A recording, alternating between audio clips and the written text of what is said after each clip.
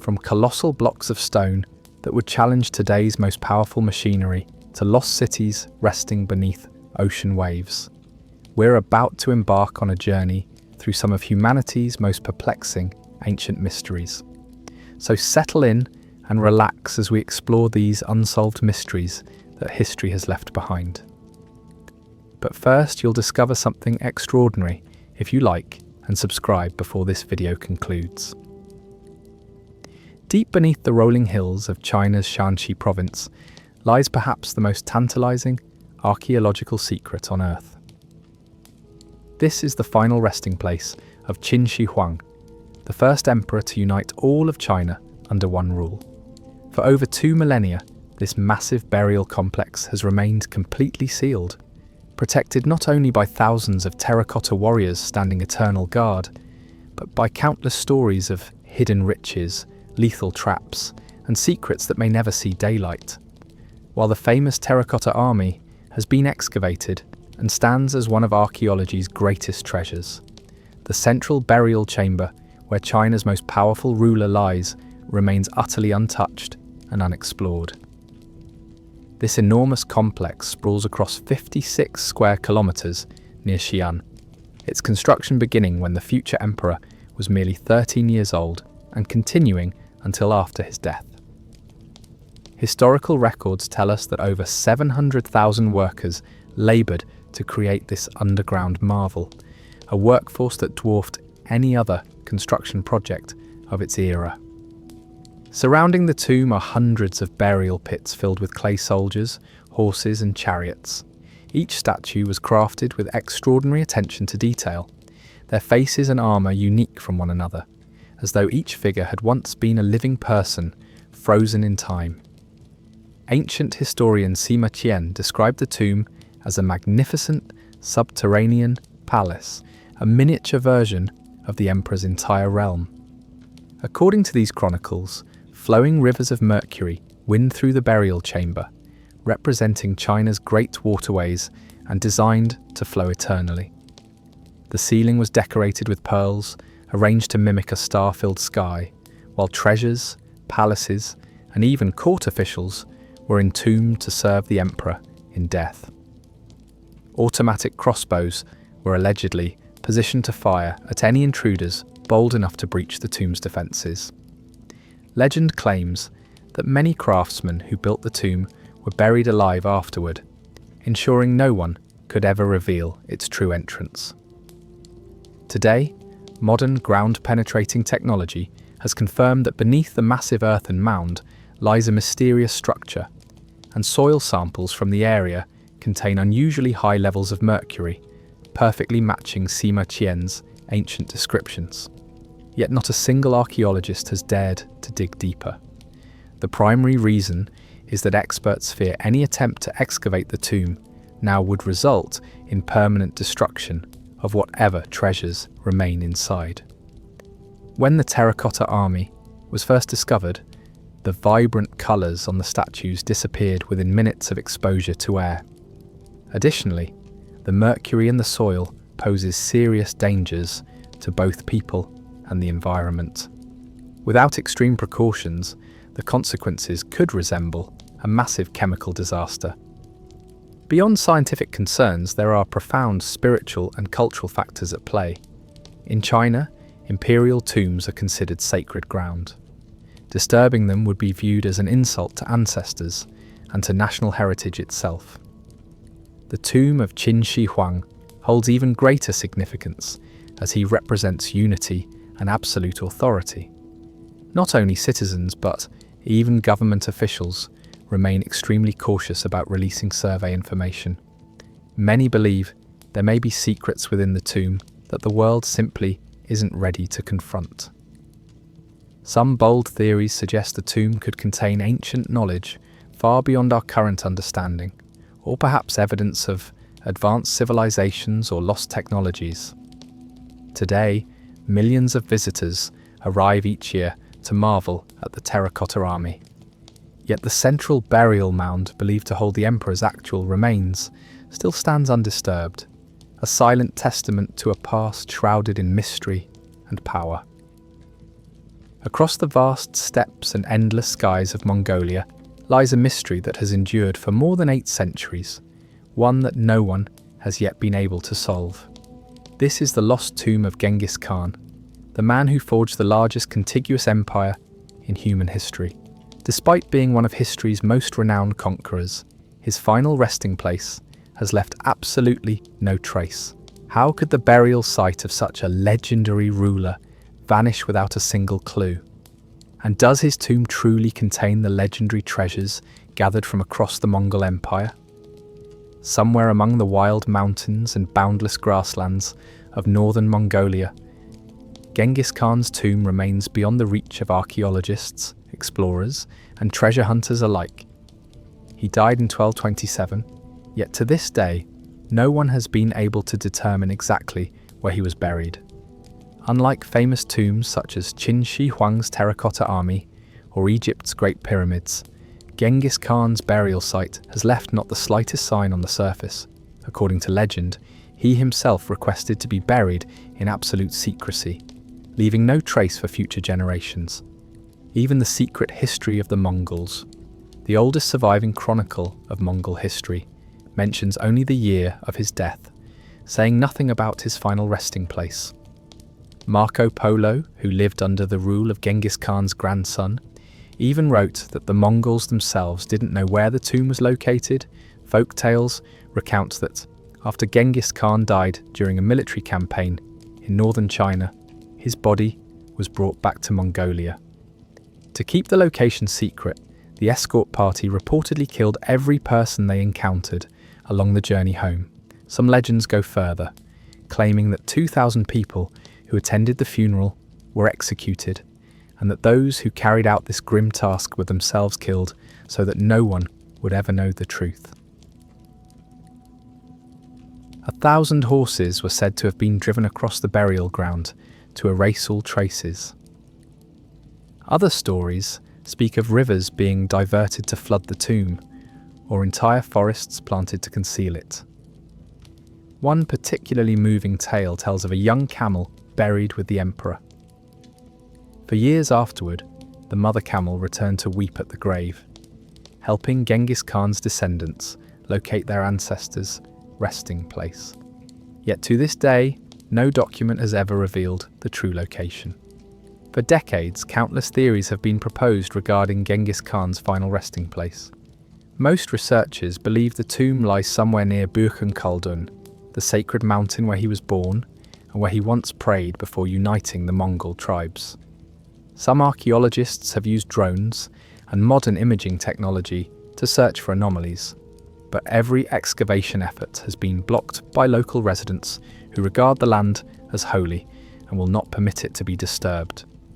There have even been projects using satellite imagery and crowdsourcing involving tens of thousands of volunteers analysing data, yet the results remain nothing more than unresolved theories. The mystery of Genghis Khan's tomb goes beyond its physical location.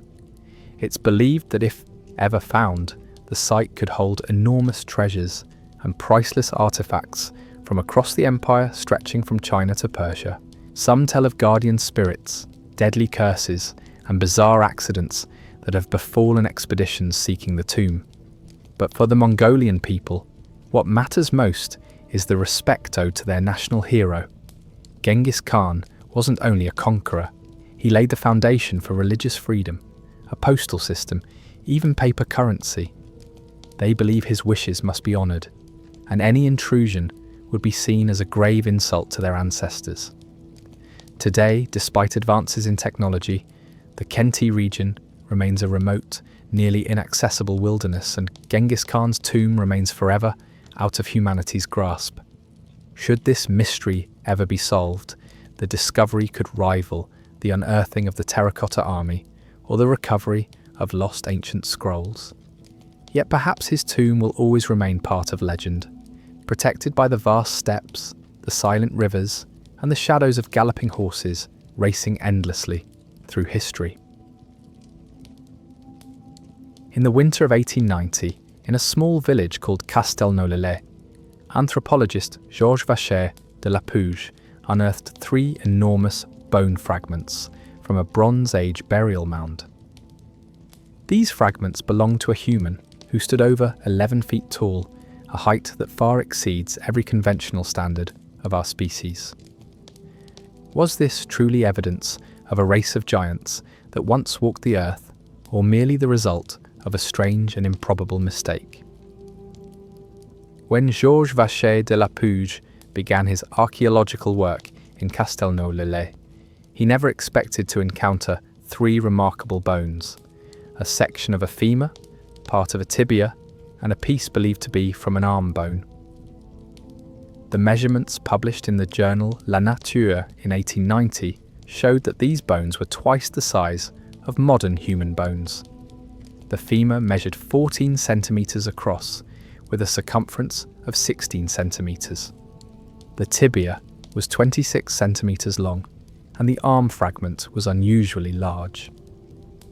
Based on these calculations, Lapouge estimated that the individual must have stood 3.5 meters tall and weighed several hundred kilograms. He went so far as to insist that these were unquestionably human bones, despite their extraordinary size. The fragments were later sent to the University of Montpellier for expert analysis. Leading figures in zoology, paleontology, and anatomy all agreed that the bones belonged to a very tall race, though they also noted the possibility of pathological growth. Just a few years later, further reports emerged. Giant skulls and large bone fragments were discovered near Montpellier, believed to have come from people between 10 and 15 feet tall. These remains were sent to the French Academy of Sciences, but afterward they vanished without a trace, leaving modern science unable to follow their trail. The Castelnau mystery only deepened as modern scholars began to question the origin of these bones. In 2022, anthropologist Catherine Hagen proposed that they might have simply been the bones of a giant bear that once roamed prehistoric Europe. In the 19th century, it wasn't uncommon for large animal bones to be mistaken for human remains, especially when anatomical knowledge was still limited. But if these were merely animal bones, why did the Montpellier experts of that time confirm them as human? And why to this day has no modern study ever re-examined these fragments? The story of the Castelnau giant isn't merely a question for archaeology. It opens a doorway into the realm of myth and legend. From the Cyclops of ancient Greece to the Nephilim in the Bible, almost every culture has tales of giants who once walked the earth. In Castelnau, villagers still speak of a cave that once sheltered a giant, and 19th century newspapers claimed that Lapouge's discovery might be the key to unravelling those ancient legends. Some have even speculated that these bones are traces of a lost civilization or perhaps of extraterrestrial visitors, though no scientific evidence has ever been produced. Still, the world of archaeology isn't without its hoaxes and exaggerations, often driven by religious or financial motives. The Cardiff Giant, a stone statue buried to fool the American public in 1869, is one famous example. Yet the fact that leading experts in Montpellier examined and verified the Castelnau bones in 1890 makes the hoax theory harder to accept in this particular case. Today, the bones that once shocked the world have disappeared from all collections, their whereabouts unknown, and they have never been re-examined with modern technology. The question of the Castelnau giant's origin remains unanswered. If such a being truly existed, why has no further evidence ever surfaced in a region so rich in archaeological sites? And if it's all just legend, why does the story endure, continuing to challenge the curiosity of humankind? Hidden deep beneath the lush green rice fields of Longyou County in China's Zhejiang province lies one of the greatest archaeological mysteries ever encountered by modern history. Known as the Longyou Caves Complex, this discovery began entirely by chance in the summer of 1992 when a local farmer decided to drain water from a large natural pit near his home to expand it. He had no idea that beneath the still surface of the water lay a vast space, a massive cavern with perfectly flat walls covered in evenly carved patterns that seemed as if they had been made by modern machinery. This discovery sparked immense curiosity and excitement throughout the village. The locals continued to pump water from other pits nearby, and soon before their eyes appeared an entire underground city of more than 20 interconnected caves. What makes Longyou a mystery that defies every theory is the sheer perfection of its engineering and scale. Each cave rises more than 30 meters high, with walls that have been smoothed and sculpted to a flawless finish. The domed ceilings and pillars are laid out in precise harmony, and every surface is covered with parallel wave-like carvings, running in unbroken lines from the ceilings to the stone floors. No human remains or artifacts have ever been found, nothing to indicate that any community ever lived or laboured here. Who built the Longyou caves? According to archaeologists, based on the erosion of the stone and other geological factors, the complex could be more than 2,000 years old, dating to the Qin or early Han dynasty. And yet, not a single ancient Chinese chronicle makes any mention of Longyou. How could such a massive undertaking vanish entirely from the historical record? Many theories have been proposed, but each one only leads to more unanswered questions.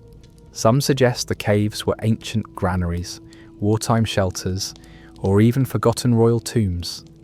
A few Western researchers lean toward the idea that Longyou was a sacred site, or perhaps a secret ceremonial centre. Most striking of all, the nearly identical carved patterns in every single cave suggest that the project was executed under unified direction, using skills that far exceeded the standards of any known ancient civilization. Could this be the legacy of a civilization we have never known, or the product of construction techniques now lost to time beyond the imagination of the modern world? Today, the Longyou caves still lie quietly beneath the farmland, a testament to the creative power and enduring mysteries of those who came before us. And until some deeper secret is revealed, the Longyou caves will remain a reminder that human history is filled with unwritten pages, unanswered questions, and a quest to understand the true origins and meaning of wonders like Longyou that will continue to captivate generations of explorers. Hidden within the Bekaa Valley of Lebanon, once a crossroads for ancient civilizations, the old town of Baalbek has long stood at the center of one of humanity's greatest architectural mysteries. Upon arriving here, no one could suspect that behind these weathered ruins lie stone blocks so enormous that their size and weight challenge both imagination and the limits of modern engineering. At the heart of this enigma are three famous stones known as the Trilithon. Each block stretches nearly 20 meters long, rises over 4 meters high, and weighs between 750 and 800 tons. To put this in perspective, each stone is as massive as a commercial airliner. These colossal blocks are stacked one upon another, forming the foundation for the legendary Temple of Jupiter, a structure built by the Romans in the 1st century AD. Yet the sheer weight and scale of these stones far surpass anything Roman civilization was thought capable of achieving. There exists no record of any Roman lifting device or construction tool capable of moving stones of such staggering mass. Not far away, at an ancient quarry, even larger blocks have been discovered. Among them is the stone of the pregnant woman, weighing nearly 1,000 tons. Another block weighs 1,242 tons. Most remarkably, in 2014, archaeologists uncovered a stone weighing an astounding 1,650 tons, regarded as the largest worked stone block ever known to humanity. Strikingly, these giant stones remain in the quarry, posing tremendous questions about the true intentions and capabilities of the ancients. Numerous theories have been proposed to explain Baalbek's mystery.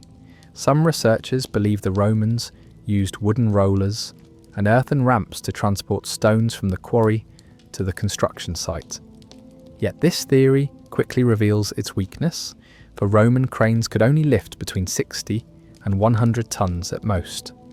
while the blocks here are many times heavier. Moreover, there's no evidence they ever used a coordinated system of machines to solve this challenge. For this reason, many scholars now believe that the foundation of the Temple of Jupiter actually predates the Romans, perhaps belonging to a civilization much older and more advanced. They point to striking similarities between Baalbek and other megalithic structures around the world, such as Sacsayhuaman in Peru and Egypt's pyramids. Could it be that ancient humanity possessed technologies far beyond what we know today? Despite decades of research, the secret of Baalbek's giant stones remains unresolved. There are no ancient records describing how this feat was accomplished. The tools used have left no trace.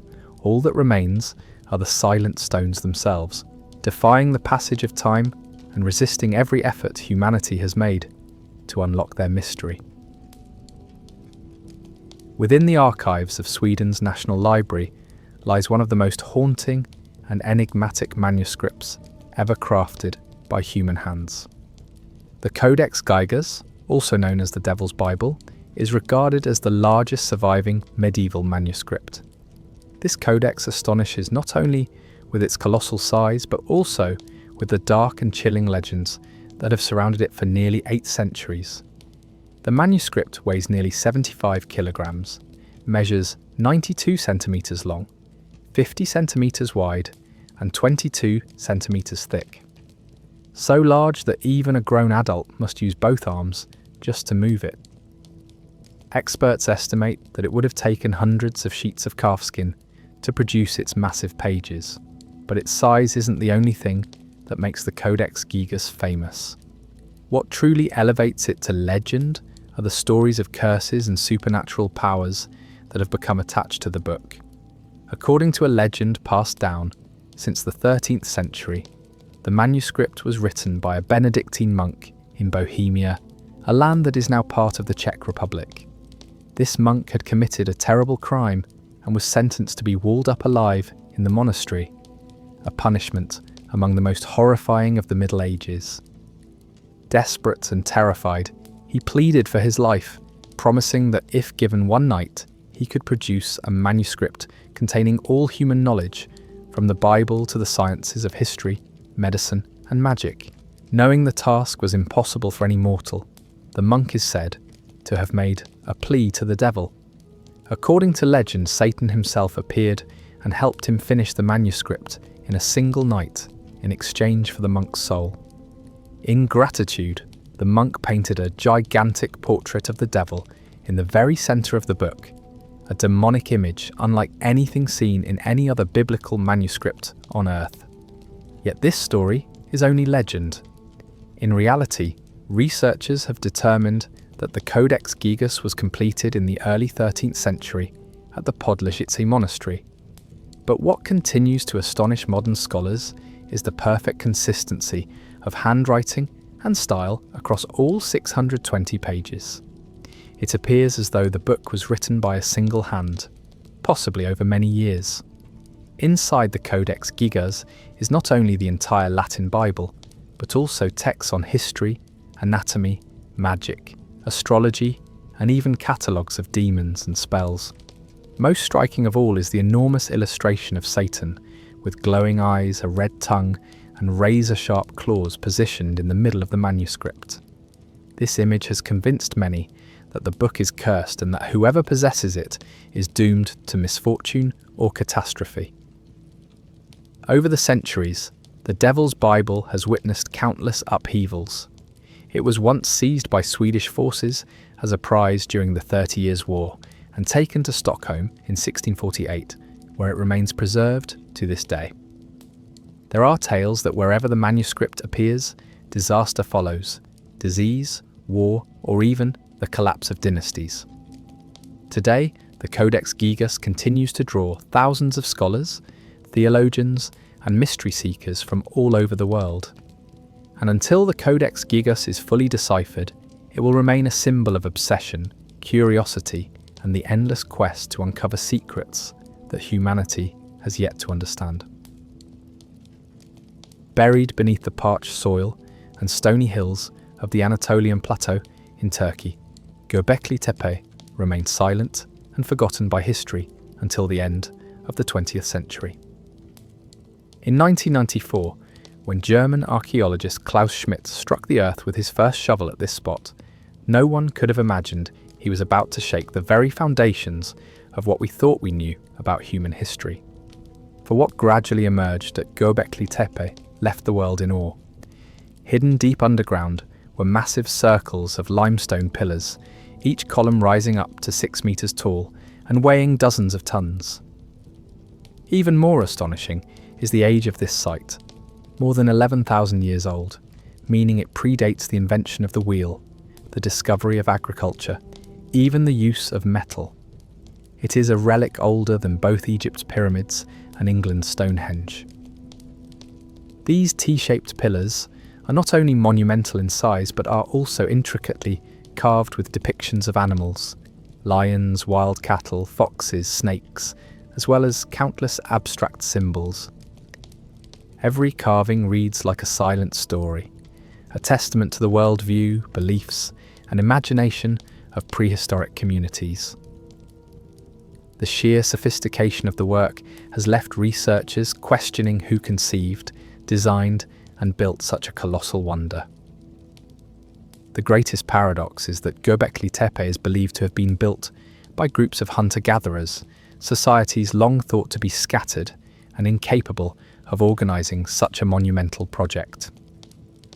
This very discovery has forced scientists to rethink the connection between religion, belief, and the rise of complex societies.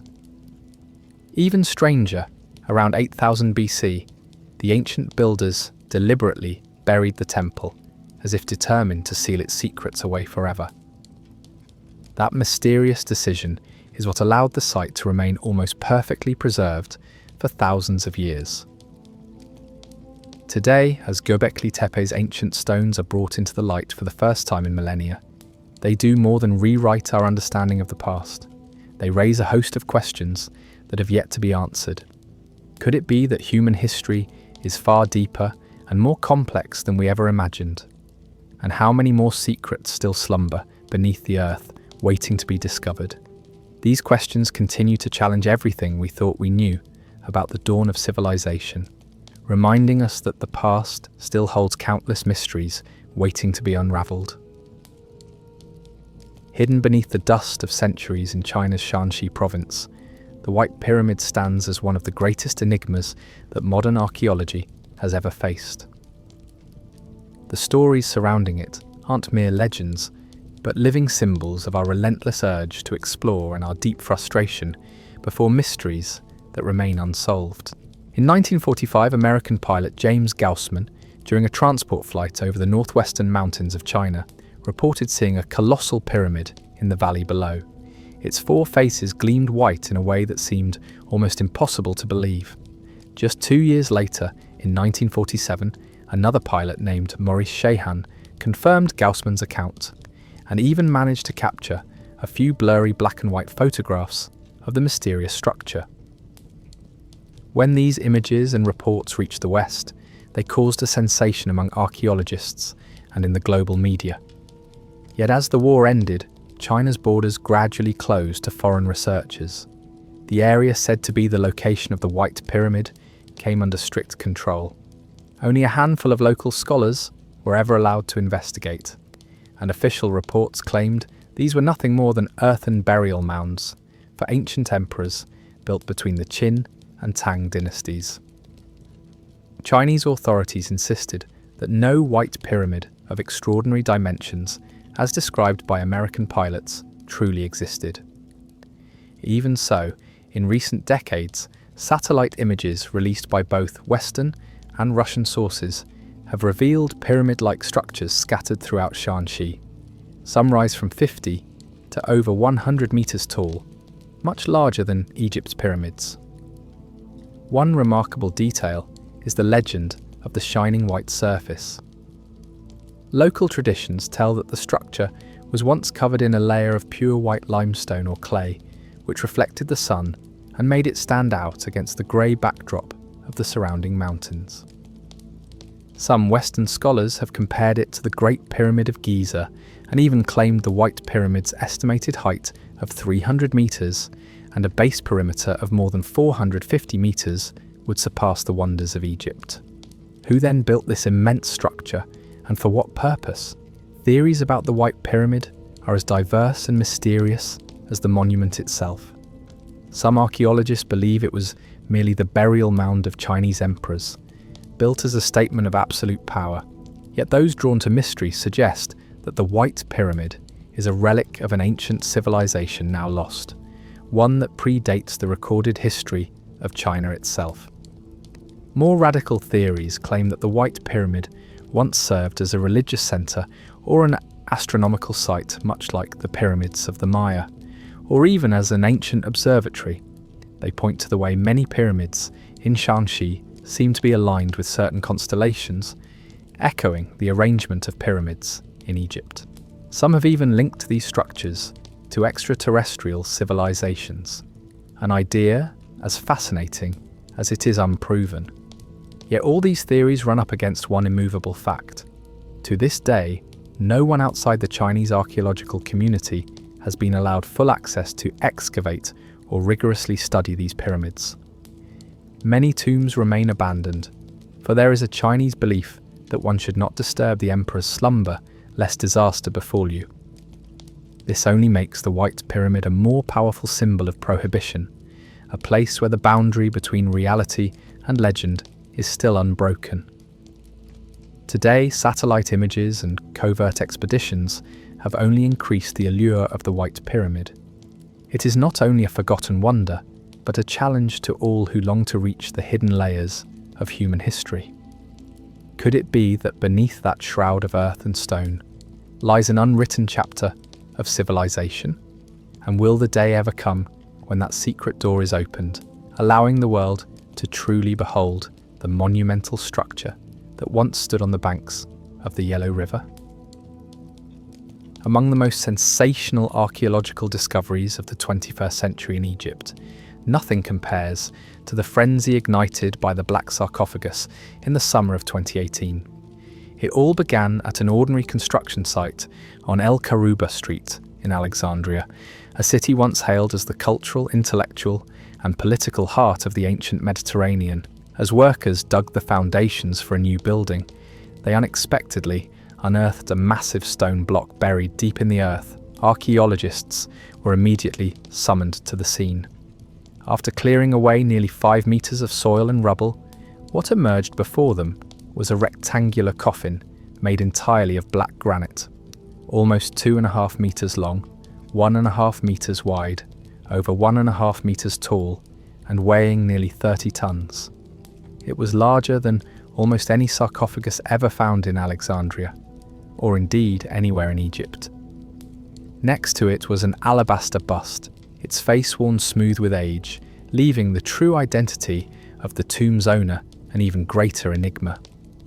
Where royal or noble coffins are typically adorned with hieroglyphs, carvings, or paintings recounting names, titles, or achievements, this black sarcophagus was completely bare, except for a plaster seal eroded away by centuries. This anonymous construction only fueled speculation. Was this the secret grave of a significant figure, or someone whose role in turbulent history had to be hidden from future generations? Rumours and conspiracy theories swirled. Some whispered that this could be the final resting place of Alexander the Great, the legendary king who founded the city itself. The body of Alexander has been missing for over 2 millennia. Was there an ancient curse inside the sarcophagus, like the legends that surrounded so many Egyptian tombs since Carter's discovery of Tutankhamun? Curiosity peaked in July 2018 when experts decided to open the sarcophagus due to its enormous size and depth.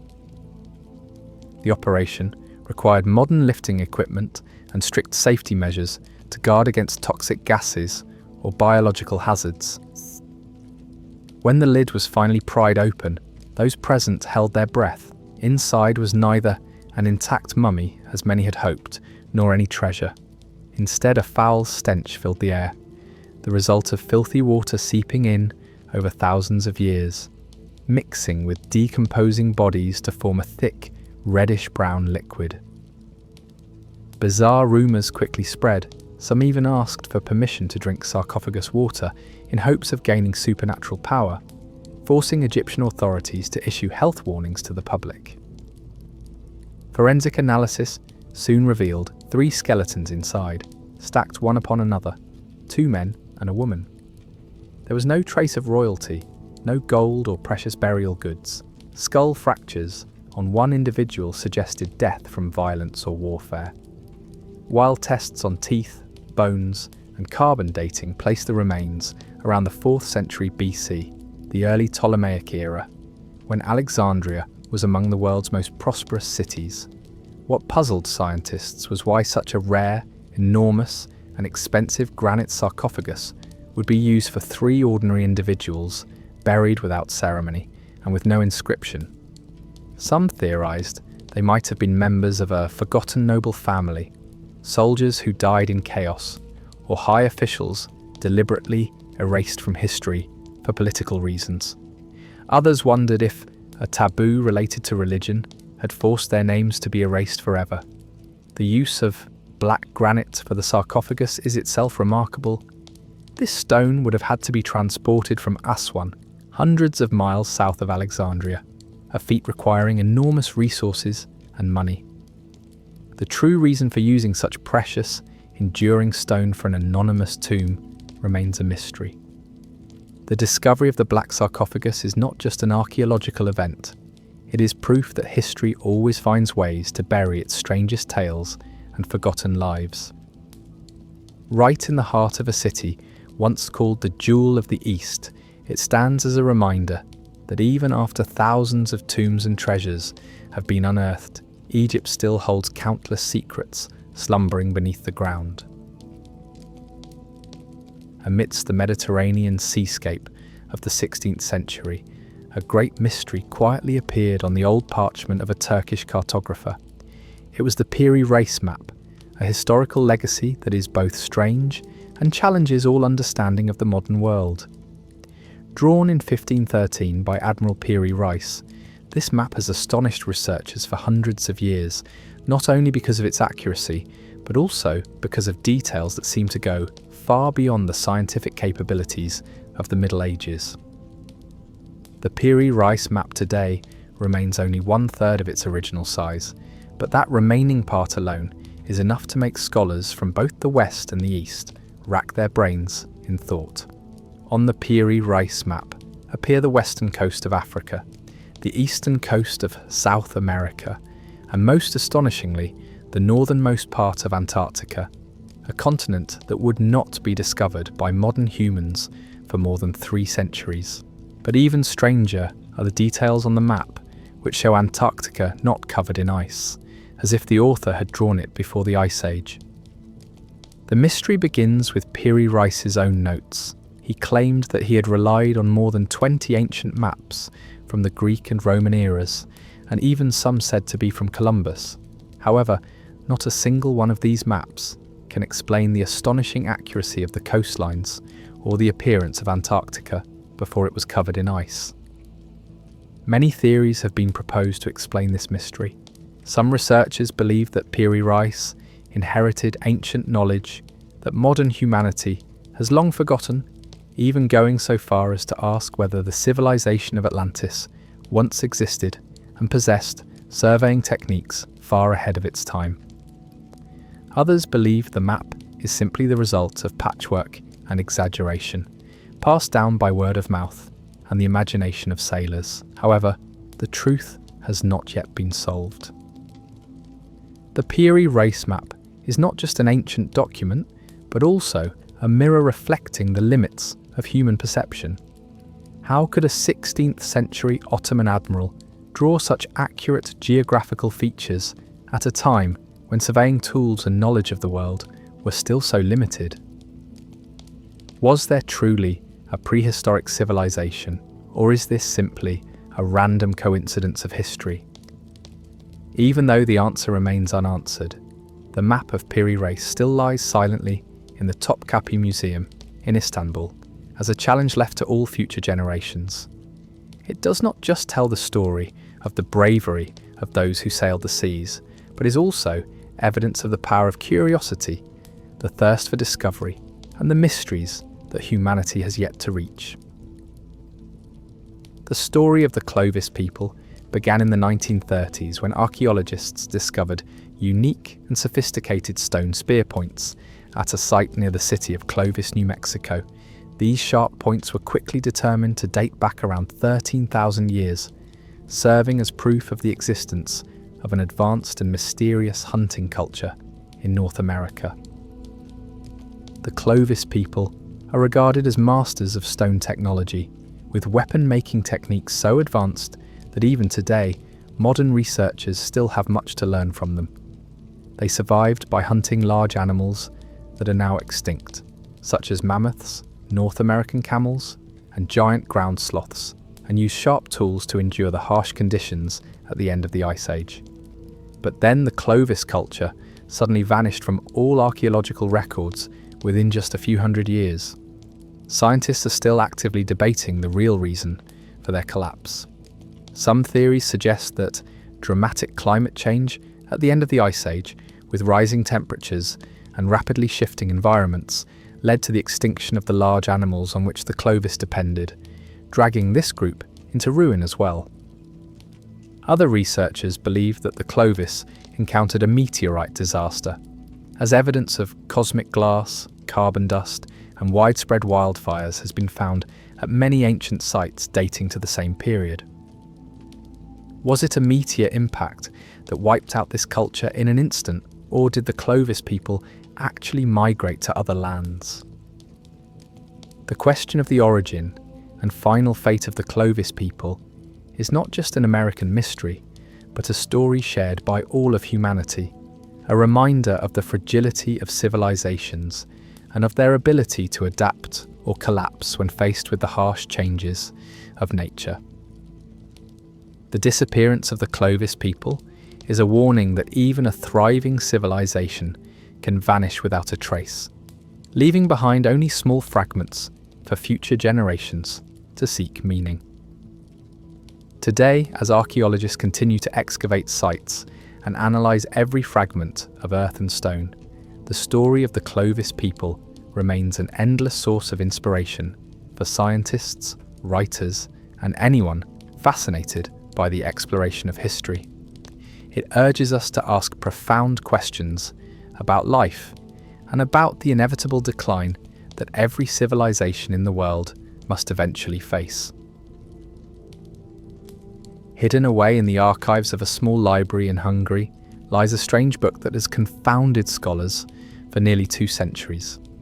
This is the Rohonc Codex, a mysterious manuscript that even to this day, no one in the world has been able to read or even truly understand what it is actually recording. The book was discovered in the early 19th century in the town of Rohonc. On its rough time-stained pages, over 400 manuscript leaves appear, filled with characters unlike any writing system ever known. This script contains thousands of unique symbols, none of which have ever appeared in any language or ancient script.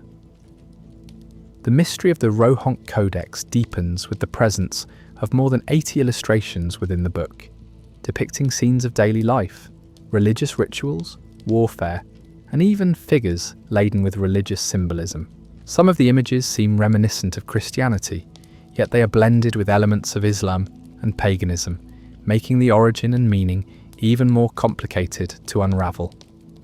Who is the author of this book? Why invent such an enigmatic script? And what was the book truly trying to convey to future generations?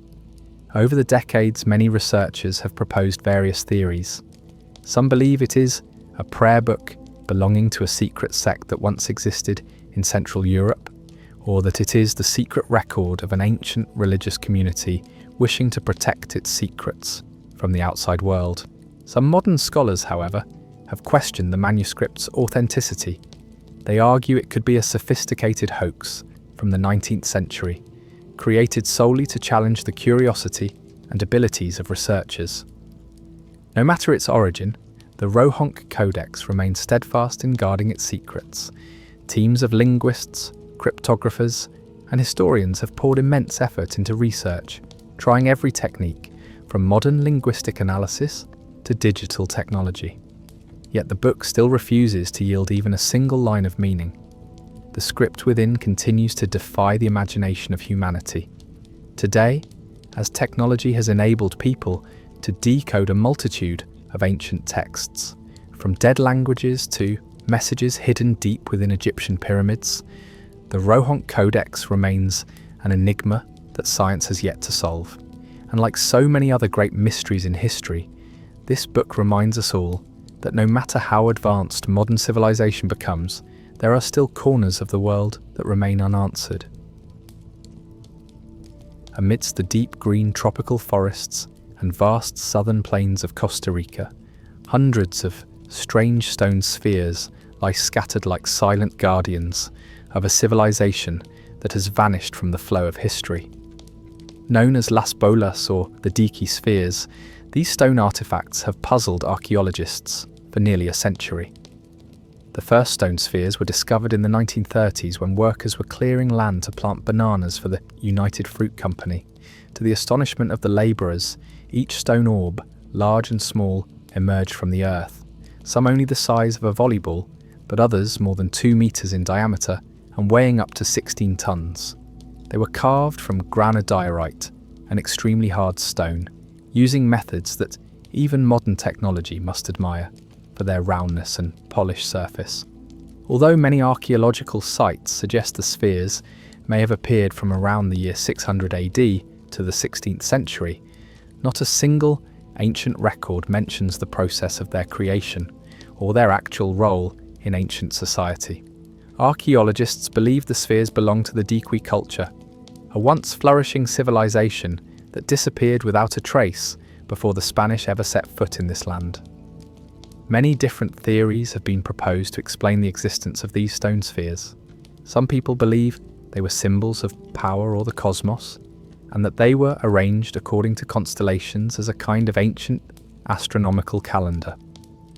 Some researchers think the spheres marked the boundaries of settlements or were objects used in religious ceremonies. Recent discoveries in excavated settlements show that at times the spheres were placed in front of the houses of the wealthy or chieftains to indicate their social status. However, all explanations remain speculation, as those who created the spheres left no written records or ancient texts behind. Over time, modern humans have unfortunately caused considerable damage to these stone spheres. In the 20th century, many spheres were moved to home gardens, parks, or even destroyed in the search for gold, as told in local legends. Only in recent decades have the Costa Rican government and UNESCO begun to recognise the World Heritage value of the spheres and promote more serious efforts at conservation and research. Today, the stone spheres of Costa Rica are not only evidence of a lost ancient civilization, but also serve as a reminder of the patience, painstaking effort, and boundless creativity of people in the past. They pose great questions to both science and imagination. How could a society without metal or even the wheel create and move such enormous stones with such precision? Are these spheres simply works of art, or do they contain a message that future generations have yet to understand? Imagine a distant time, about 10,000 years ago, when the North Sea was not an endless expanse of water, but a fertile land. That place was called Doggerland, a lost world that once connected England to continental Europe. A land so beautiful that many people have called it the Atlantis of Europe. Then, in a terrifying event, sea levels rose and a massive tsunami swallowed everything, leaving behind only vague stories beneath the ocean floor. Doggerland stretched from what is now Scotland to the Netherlands, a vast region of green meadows, winding rivers, dense forests, and flooded marshlands. Named after Doggerbank, a sandbank beneath the North Sea, this land was once a paradise for Mesolithic hunter-gatherers. They hunted mammoths, reindeer, and red deer, fished in lakes, and foraged for berries and chestnuts. But what happened to this beautiful land? When the last ice age ended about 10,000 BC, melting ice caused sea levels to rise, gradually encroaching on the lowlands of Doggerland. Around 8,200 years ago, a giant tsunami triggered by the Storegga submarine landslide off the coast of Norway submerged Doggerland underwater. Some researchers believe that the northern regions of Doggerland may have survived for several more centuries, thanks to the protection of hills and forests. But by 5,500 BC, the North Sea had swallowed all the remaining high ground. The mystery of Doggerland has captivated both archaeologists and dreamers alike. Was this sunken land the Atlantis that the philosopher Plato described? Although this theory is controversial, Doggerland's vast plains are very similar to those in the legends of a lost civilization. Others see Doggerland as a warning, reminding us of the power of nature and the threat of climate change. Countless artifacts, mammoth tusks, flint tools, even fossilized footprints have been pulled up from the bottom of the North Sea, each one like a faint glimmer from a vanished world. In 2019, researchers discovered a submerged forest here, fueling hope of finding settlements preserved beneath the mud. But despite all the discoveries, no clear traces of Doggerland's villages or cities have yet been found. For centuries, Doggerland was forgotten, known only when 19th century fishermen began hauling strange relics from the sea. Today, archaeologists use seismic data from oil companies to redraw the map of this land, while amateur treasure hunters scour Dutch beaches in search of fossils and tools. But the more that is discovered, the more questions arise. Was Doggerland merely a land bridge, or was it once a centre of culture and trade in Mesolithic Europe? And what lesson does its disappearance hold for us as rising sea levels threaten today's coastal cities? The story of Doggerland is not just about a lost land, it is a haunting reminder of humanity's fragility before the forces of nature, and a challenge to uncover the secrets that still lie hidden beneath the North Sea. More than 3,500 years ago, in the fiery red granite quarries beside the Nile, the ancient Egyptians embarked on an ambitious mission to create a gigantic obelisk, larger than any monument ever raised. But before this masterpiece could be completed, a mysterious crack forced it to be abandoned in the quarry, where it remains to this day. How could the ancients carve such a massive block of stone with only primitive tools? And why did they abandon such an ambitious project? Located in the northern quarry of Aswan, about 2 kilometers from the city centre, the unfinished obelisk is the remnant of extraordinary ambition. It is believed to have been commissioned by Queen Hatshepsut during the 18th dynasty for placement at the Karnak temple. If completed, this obelisk would have stood 41.75 meters tall, twice the height of standard obelisks like those at Karnak, and weighed about 1,200 tons, equivalent to 200 African elephants, carved directly from the red granite, the famous hard stone of Aswan. The obelisk has 3 faces, already finished with smooth and precise lines. What makes this obelisk special are the clues it leaves behind about how the Egyptians carved and transported such enormous stones.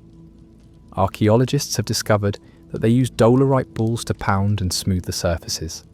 To separate the obelisk from the bedrock, they drilled small holes along the cutting line and inserted dry wooden wedges, then poured water to make the wood expand and crack the stone along the intended path. A 2005 discovery at the Aswan quarry even found an unfinished obelisk base in rock carvings, suggesting this was the birthplace of many famous obelisks, such as Cleopatra's Needle in London and blocks used for the Giza pyramids. But why was this project abandoned? According to records, a major crack appeared in the granite, causing the stoneworkers to give up the endeavour. But the story does not end with a single crack. Some scholars believe the crack may have resulted from quarrying errors, or perhaps the granite in this area had natural flaws. However, bolder theories have surfaced. The obelisk may be connected to a catastrophic event, such as an earthquake, or a major social disruption during Hatshepsut's reign. Some even speculate that this monument is the remnant of a more advanced civilization, with obelisks serving as space antennas linked to the constellations. While there is no scientific evidence for this, such ideas continue to circulate, especially as archaeologists have noted that the obelisk was designed to resemble the Benben, the primordial mound in Egyptian creation mythology, where the sun god Atum stood to create the world. Another mystery is the scale of the project. With a weight of 1,200 tons, this obelisk would have been the largest stone ever handled by the Egyptians.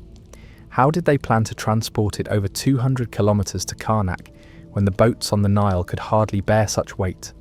Records suggest they used wooden rafts and took advantage of the summer floods to move the stone, but there are no specific accounts for this particular obelisk.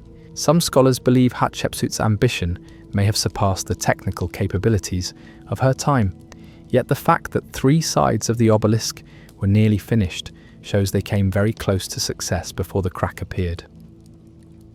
Was there something else, such as a curse or a political event, that brought the project to a halt? The unfinished obelisk of Aswan stands as a testament to the boldness of the ancient Egyptians. But it is also a reminder that even the greatest civilizations have their limits.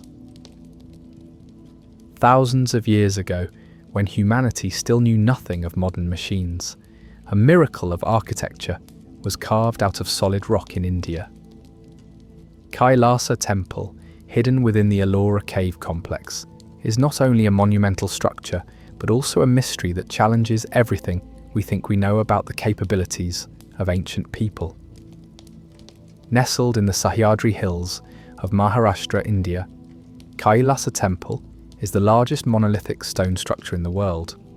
Unlike the Egyptian pyramids, which were built from millions of blocks stacked together, Kailasa was carved entirely from a single massive basalt rock. Its dimensions are twice that of the Parthenon in Athens. The structure stands over 30 meters high, stretches 300 meters long, and spans 175 meters wide, all surrounded by a U-shaped courtyard plunging 50 meters deep. What astonishes people most is the method of construction. The craftsmen started from the mountaintop and cut downward, a technique that goes against all conventional building practices. They removed more than 400,000 tons of rock using nothing but simple hammers and chisels, creating a temple with unbelievably intricate carvings. Every corner of Kailasa Temple is a work of art. The stone walls are covered with carvings depicting Shiva, Vishnu, and other deities. One of the most outstanding reliefs shows the demon king Ravana trying to lift Mount Kailasa, the abode of Shiva, which is considered a masterpiece of Indian art. Archaeologists have even discovered more than 30 million Sanskrit characters carved into the rock, most of which remain untranslated. Could these inscriptions be hiding a message from the past? According to historians, Kailasa Temple was built in the 8th century under the reign of King Krishna I of the Rashtrakuta dynasty. A local legend tells that the queen prayed to Shiva to cure her husband's illness and vowed to fast until she could see the temple's tower completed. To save her, an architect named Kailasa promised to finish the top of the temple within a week by starting to carve from the top down. This legend may be only folklore, but one thing is certain: the Kailasa Temple was completed at a staggering pace in just 18 years. How could such a gigantic structure have been finished so quickly with the technology of that era? But the mystery does not end there. Some researchers believe Kailasa may be far older than we think. Could a civilization more than 1,200 years ago really achieve such a feat with only hammers and chisels? Some bold theories propose that the temple could be the product of a forgotten advanced civilization, or even linked to technologies far beyond our understanding. Traces of drilling on the stone and almost perfectly straight cuts have led some to speculate about the involvement of alien technology. Another theory suggests that Kailasa was the result of large-scale collaboration between artisans from many different regions. Archaeologists believe that craftsmen from the Chalukya and Pallava dynasties contributed South Indian architectural styles to the project. Yet even this theory cannot explain why there are no traces of large construction tools or nearby quarry sites. Was the knowledge required to build Kailasa passed down through generations, or was it lost along with its creators? Strangely enough, Kailasa temple was once nearly destroyed. In the 17th century, the Mughal emperor Aurangzeb ordered 1,000 men to demolish the temple. After 3 years of effort, they succeeded only in making a few scratches and destroying some small statues before giving up. The hardness of the basalt and the solidity of the structure made this attempt a complete failure. Kailasa Temple stands as a testament to human power and creativity, or perhaps to something even greater. But like many other mysteries in history, Kailasa keeps its secrets locked away, challenging us to continue searching for the truth hidden deep within the stone. Situated in the heart of Alexandria, a city founded by Alexander the Great around 330 BC, the Library of Alexandria was the intellectual centre of the ancient world.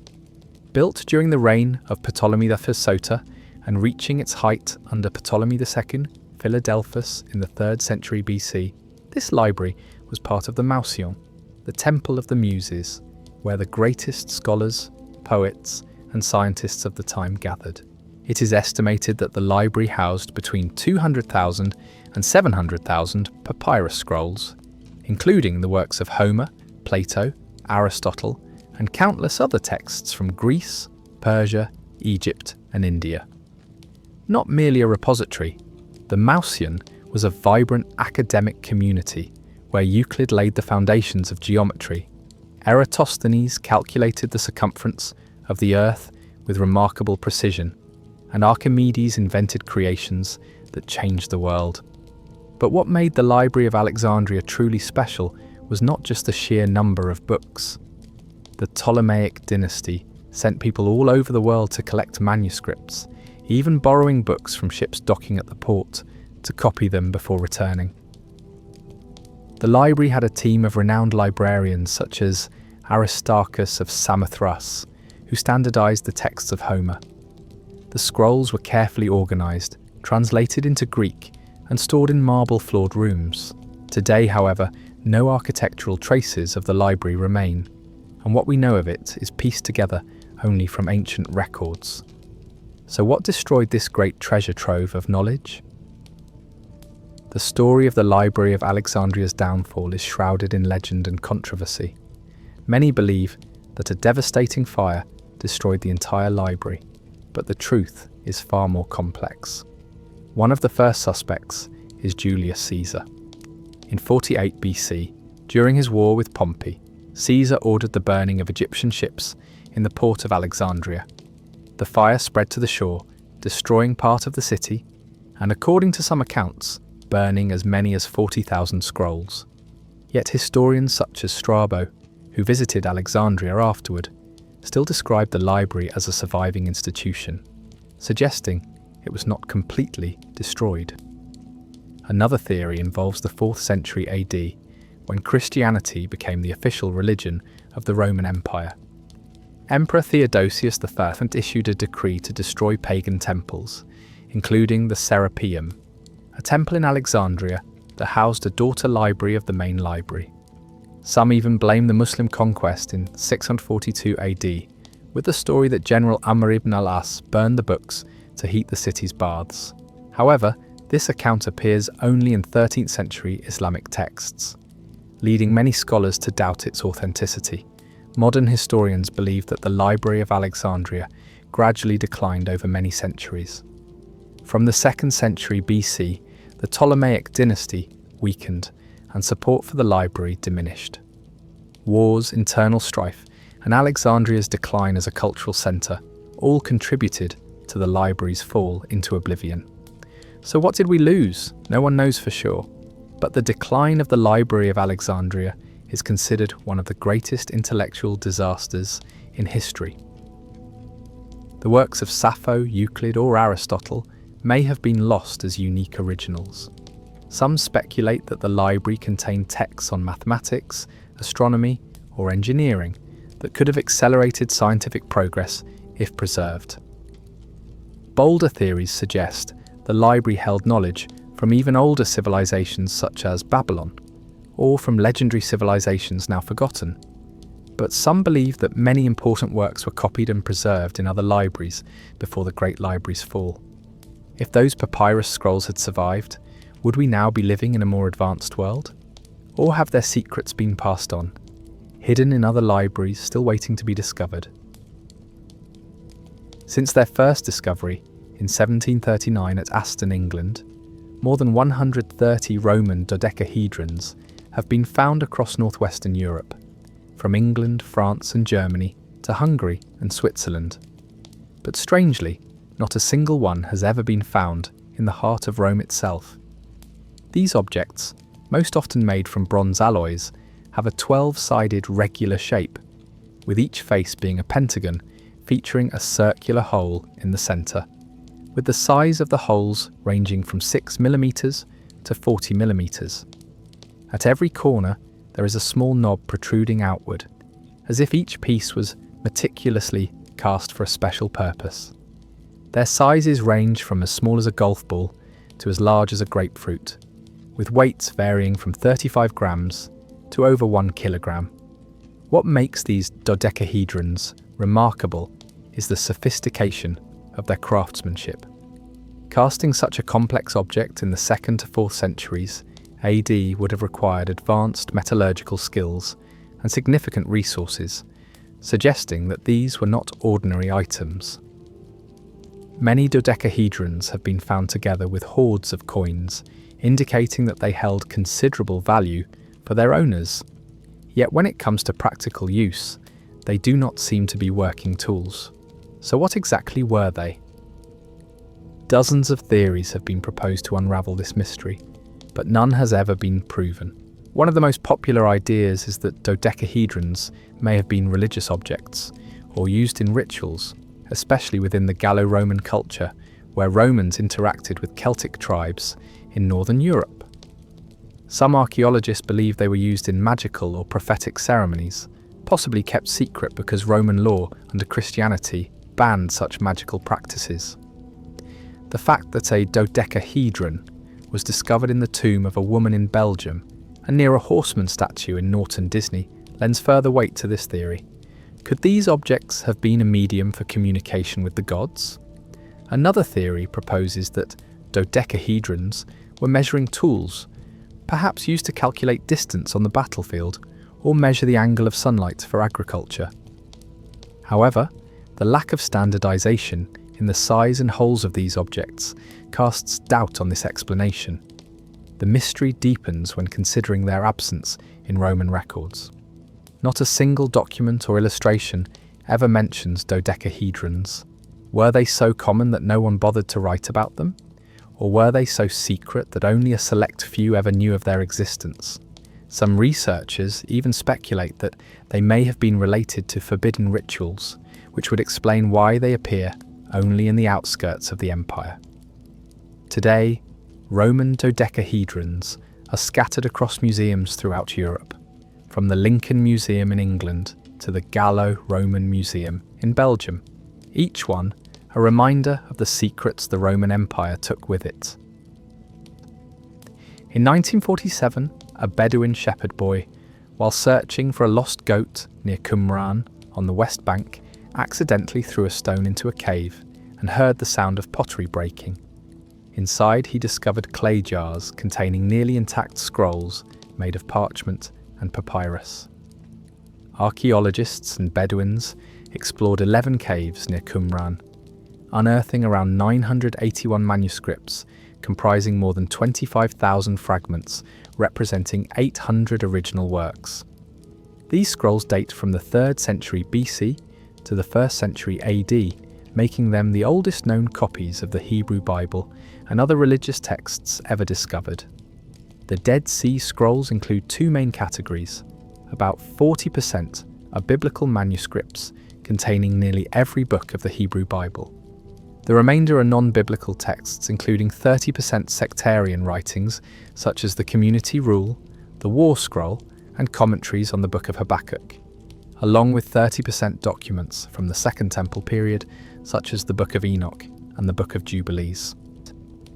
One of the strangest manuscripts is the Copper Scroll, which lists 64 locations of hidden gold and silver. But who created these scrolls, and why were they hidden? Many scholars believe they were the product of the Essenes, a Jewish sect living an austere life near Qumran. However, some argue that the scrolls may be a collection from Jerusalem's libraries, hidden in the caves to protect them from destruction during the Jewish revolt against Rome.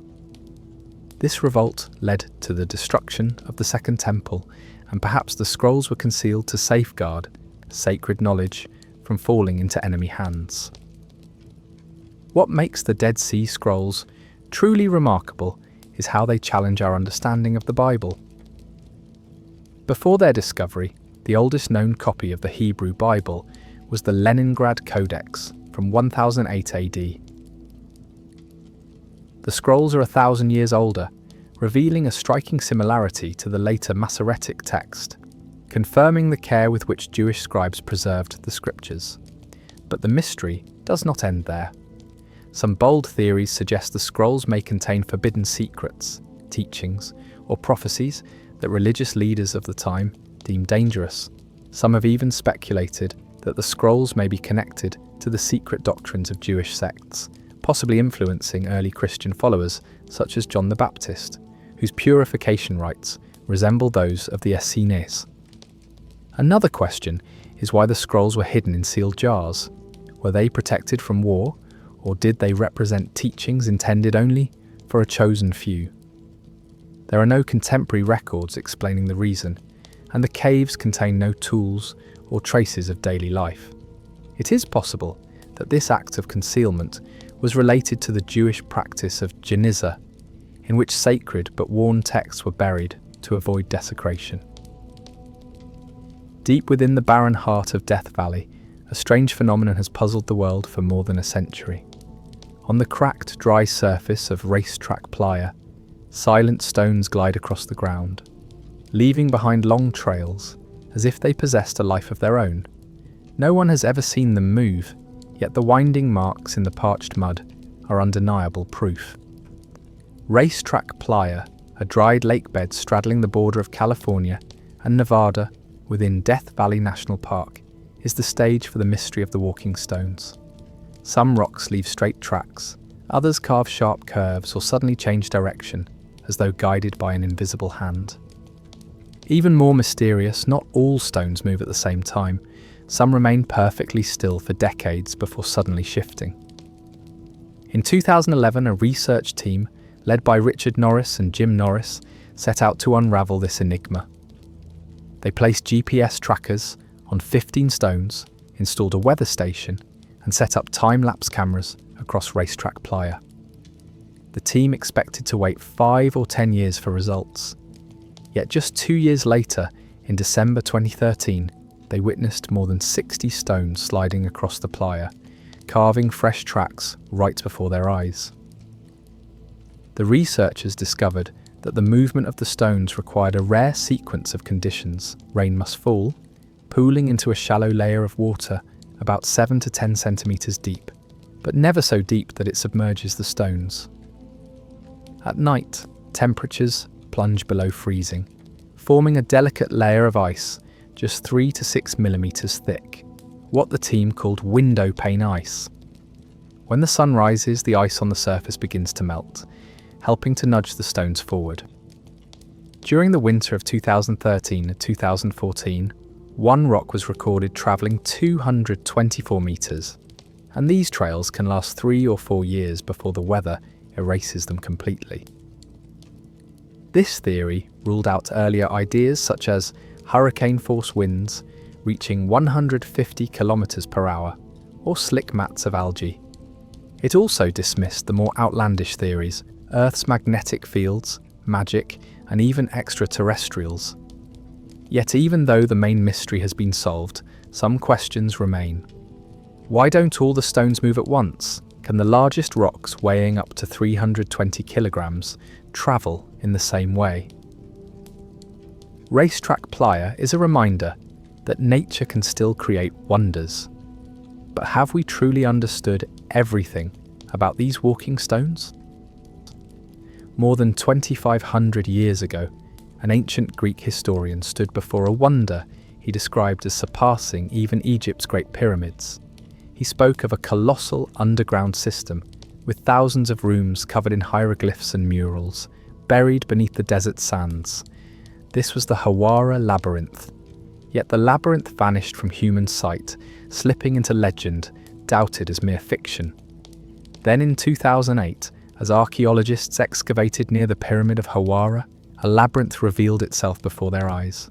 Was this the legendary maze? Located in the Fayum Oasis, about 90 kilometers south of Cairo, the Hawara Labyrinth is believed to lie near the pyramid of Pharaoh Amenemhat III, the last powerful king of Egypt's 12th dynasty. According to the historian Herodotus, who claimed to have witnessed it with his own eyes in the 5th century BCE, the labyrinth was a two-level structure with nearly 3,000 rooms, 1,500 above and 1,500 below. He described 12 roofed courts, 6 to the north and 6 to the south, with winding passages connecting rooms, corridors, and exquisitely carved pillars. The walls were covered in hieroglyphs and paintings, each courtyard encircled by flawlessly joined white stone columns. Herodotus wrote, "If all the works of the Greeks were put together, they would not equal this labyrinth in labour and expense." But he was not the only one to see it. Ancient historians like Strabo, Diodorus Siculus, and Manetho also mentioned a colossal structure at Hawara, with some claiming to have explored it themselves. Strangely, the Egyptians did not call it a labyrinth. To them, it may have been a vast mortuary complex designed to protect kings and sacred crocodiles. Herodotus recounted that the keeper refused to show him the underground chambers, saying they contained the tombs of the kings who built the labyrinth and the remains of holy crocodiles. The entire complex was surrounded by a wall 385 meters long and 158 meters wide, larger than both the Karnak and Luxor temples combined. Yet the mystery did not end with its discovery. After the 2008 find, Egypt's Supreme Council of Antiquities ordered that the results remain unpublished, citing reasons of national security. Researcher Louis de Cordier, head of the Matahar expedition, waited 2 years for permission to go public, but received no response. In the end, he created a website to share the discovery with the world. Since then, no major excavations have taken place, and access to Hawara remains tightly restricted. Why would a discovery capable of rewriting history be kept secret? Could this labyrinth conceal secrets authorities do not want revealed? One theory suggests that the Hawara Labyrinth was a mortuary complex built to protect the tomb of Amenemhat III and his daughter. Historians believe it could contain treasures, artifacts, and texts revealing the secrets of ancient civilizations or cultures that predate recorded history. Some ancient documents claim the labyrinth was designed to confuse and protect the tomb from robbers.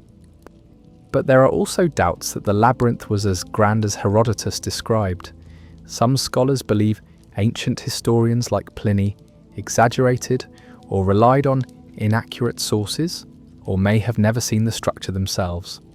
Furthermore, over thousands of years, the Fayum region has been altered by flooding and stone quarrying, which may have destroyed or buried much of the labyrinth beneath Nile mud. Today, the Hawara Labyrinth remains an unsolved riddle. Even though radar has confirmed the existence of underground chambers, no one is permitted to enter and explore. The silence surrounding this discovery only deepens the mystery of what lies beneath the sands of Egypt. In 1947, a discovery in the caves near Qumran would challenge everything we thought we knew about ancient texts and religious history. But this was only the beginning of mysteries that would emerge from these desert caves. As scholars worked to translate and understand the Dead Sea Scrolls, they uncovered not just religious texts, but evidence of a complex society with beliefs and practices that seemed to bridge the gap between ancient Judaism and early Christianity. The Essenes, the mysterious sect believed to have created many of these scrolls, lived in isolation near the Dead Sea, practicing rituals of purification and maintaining strict codes of conduct. Their community rules preserved in the scrolls describe a society organized around shared property, communal meals, and elaborate ceremonies. Yet despite decades of study, fundamental questions about the Essenes remain unanswered. Why did they choose to live in such a harsh, isolated environment? What drove them to hide their most sacred texts in caves? And perhaps most intriguingly, what connection did they have to the early followers of Jesus? Some scholars have noted striking similarities between Essene practices and those described in the New Testament, leading to speculation about whether John the Baptist or even Jesus himself may have had contact with this mysterious sect. The Copper Scroll, perhaps the most enigmatic of all the Dead Sea documents, presents its own puzzle. Unlike the religious texts written on parchment or papyrus, this scroll was inscribed on sheets of copper, describing the locations of vast treasures hidden throughout the ancient landscape. The scroll lists 64 locations where gold, silver, and precious objects were supposedly buried, with quantities that would represent an enormous fortune even by today's standards. But here's the mystery. Despite decades of searching, not a single treasure mentioned in the Copper Scroll has ever been found. Were these real treasures hidden during times of war or persecution? Were they the legendary riches of the Jerusalem Temple, hidden before its destruction? Or was the Copper Scroll itself a work of fiction, perhaps a training document for scribes or a coded message with meanings we have yet to understand? The answers to these questions remain as elusive as the treasures themselves, buried somewhere in the desert sands of time, waiting for future discoveries that may finally unlock the secrets of the Dead Sea Scrolls and the mysterious people who created them. Each mystery we have explored today represents a window into worlds that are both familiar and strange, populated by people who face the same fundamental challenges that we face today, yet who found solutions that we are still struggling to understand. Their achievements continue to inspire and challenge us, reminding us that the human capacity for creativity, determination, and ingenuity knows no bounds. The mysteries of the ancient world serve as more than just intellectual puzzles or tourist attractions. They are reminders of the richness and complexity of human civilization, evidence of the remarkable achievements that are possible when human creativity and determination are combined with vision and purpose. As we continue to explore these mysteries, we gain not just knowledge about the past, but also inspiration for the future. What was the most intriguing mystery to you? Let me know in the comments, and don't forget to like and subscribe if you love to fall asleep to unsolved mysteries. Sweet dreams, fellow guardians of human wisdom.